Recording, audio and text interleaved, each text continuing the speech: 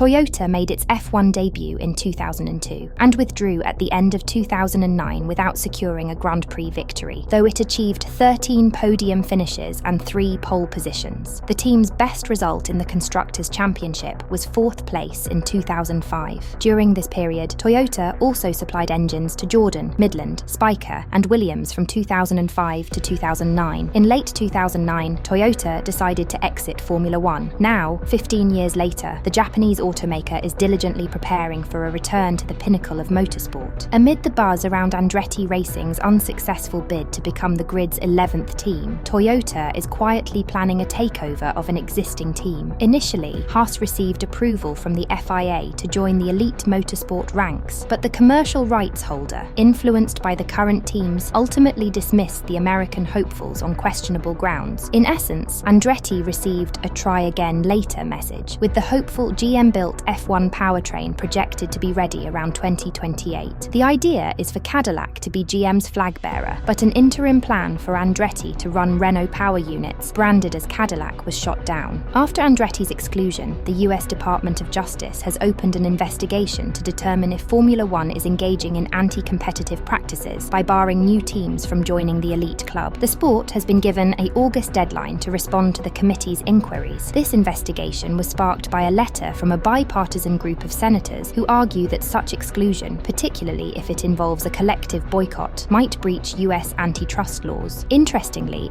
FIA President Mohammed Ben Sulayem, who initially backed Andretti's entry into F1, has recently suggested that it might be more advantageous for the Americans to acquire an existing team instead. Andretti asserts that no teams are currently up for sale, and the recent sky-high valuations of Formula One teams make purchasing one impractical. The only feasible option seems to be Haas, whose valuation aligns closely with the anticipated anti-dilution entrance fee set for 2026. Over the past year, various team valuations have been tossed around, with Forbes pegging Haas F1 at around $600 million, a potentially enticing figure for Andretti. However, the frosty relationship between Gene Haas and Michael Andretti makes a deal unlikely. Haas F1 is a perpetual underdog financially, unlike Williams, which can at least spend up to the FIA's cost cap. Recent reports indicate that while Gene Haas might eventually sell, he's currently seeking partners to ease the relentless quest for funding. Here, Toyota makes its move. Formula Deutsche now reports that Toyota could make its F1 return as early as next season, with branding akin to Sauber's stint as Alfa Romeo. Since Haas doesn't produce cars, there's no conflict of interest, mirroring Stellantis' ownership of Sauber. The deal reportedly includes moving operations to Toyota Gazoo Racing's headquarters in Cologne, Germany, starting in 2025. However, the team will maintain its Ferrari engine partnership until 2028. While this might seem like a hodgepodge of brands coming together, it's actually following a path similar to Aston Martin's journey to becoming a fully owned and operated manufacturer team. Some may find it odd for an American team to run under a Japanese brand with an Italian engine, but Aston Martin has shown that these kinds of partnerships can succeed. Aston Martin initially served as title sponsors for Red Bull, later rising from Racing Point's remnants at Silverstone. They are set to become a works team with Honda Power when the new regulations kick in for 2026. Toyota's involvement would significantly transform Haas F1's operations. At present, Haas outsources chassis design to the Italian company Dallara and purchases many of the permitted listed components from Ferrari. Toyota, however, would aim to take greater control over car design and development. Over time, they would integrate their own manufacturing processes, phasing out the reliance on current subcontractors. Toyota's return to Formula One would undoubtedly be a massive boost for the sport. With Honda already supplying engines, Toyota's re-entry would further enhance F1's presence in Japan, affirming the global support the sport enjoys today. However, before this can happen, Haas and Toyota need to finalize their agreement to make the Japanese manufacturer's return official. This development would also be great news for Haas. The American team has had an incredible season so far and appears ready to take the next step. Partnering with Toyota would be the ideal opportunity. Should the talks culminate in a partnership, the combination of American owner Gene Haas and Japanese team boss Ayao Komatsu promises to be an intriguing one. While the team's on-track performance has been outstanding this season, Haas is also striving to make a significant impact off the track. The Japanese firm has made no official comment, but Toyota has reached out to American F1 team Haas about a possible partnership. But to be successful in Formula One, Toyota has to think differently, because last time clinching clinching victories in F1 races wasn't the endgame for them. The company aspired to embed its entire corporate ethos into the sport. The Toyota Way is a detailed philosophy, finely tuned for the production of everyday vehicles and related goods, but it clashed with the rapid-fire demands of Formula One. Critics often slammed Toyota's F1 squad for being excessively corporate, stubbornly clinging to its traditional methods, rather than adjusting to the distinctive tempo of the racing world. The crux of Toyota's misstep was its failure to embrace what might be dubbed the F1 way. This lapse was a common gripe among team members. The decision-making process was sluggish, shackled by the company's rigid corporate framework, which felt stifling to those accustomed to more agile environments. The frenetic pace of a typical F1 season demanded a nimbleness that Toyota's well-oiled but slow-moving machine simply couldn't muster. This shortcoming contributed significantly to Toyota's inability to attract a sufficient number of seasoned F1 professionals from the outset. While the team did include some individuals with F1 backgrounds, their numbers were inadequate. These insiders quickly identified the vulnerabilities within a team largely composed of personnel transitioning from rallying and sports car disciplines. The early leadership under former rally driver Ove Anderson, who had demonstrated remarkable prowess as a team manager in rallying and sports cars, highlighted this gap. However, Anderson lacked F1 experience and wasn't provided the necessary support through senior-level recruitments, which further hampered the team's progress. In the highly specialized world of Formula One, success demands flexibility and the freedom to operate in the most effective manner. Toyota, however, never allowed this level of autonomy, stifling the individual brilliance that is essential for any team to achieve victory. Haas F1 is currently riding high following another impressive performance at the British Grand Prix last weekend. Nico Hülkenberg secured a 6th-place finish for the second consecutive race, propelling Haas 18 points ahead of their nearest rivals, Alpine. The American-owned team brought a significantly upgraded VF24 car to Silverstone, and the enhancements proved effective on the high-speed Northamptonshire circuit. Hülkenberg's standout qualifying performance on Saturday set the stage for him to capitalise on the misfortunes of George Russell and Charles Leclerc. "I'm thrilled for the team. 8 more points on the board are incredibly valuable," Hülkenberg said after the Grand Prix. "More importantly, the performance with this update gives me optimism for the rest of the season. We're definitely in the battle for the 5th fastest team, which is a positive surprise given where we were a few weeks ago. It's very encouraging and uplifting. It was a tricky race with the rain at the beginning, not quite enough for intermediates. On a track with high-speed corners and this level of grip, it was very risky," Hülkenberg explained. "But we managed to keep it clean and recovered what we lost at the start." Meanwhile, his teammate, Kevin Magnussen, finished in 12th place. However, he didn't have all the latest updates that were available to Hülkenberg. Haas team boss Ayao Komatsu was elated after the race, explaining, "It's an excellent day. It's a shame we couldn't score points with both cars. If Kevin hadn't experienced that graining issue on the softs in the final stint, he would have been close to scoring points." Next year brings big changes for Haas F1. Nico Hülkenberg is set to leave for Sauber Audi, and rookie Oliver Behrmann will step in to replace him. Esteban Ocon has been linked with the Sauber Audi project if their first choice, Carlos Sainz, doesn't join. Should Sainz sign with the German outfit, Ocon is expected to replace Kevin Magnussen at Haas F1. Do you think Toyota's potential return to F1 by partnering with Haas will lead to a successful second stint, considering their previous challenges and the current state of the team? Let us know in comments. Until next time, goodbye for now.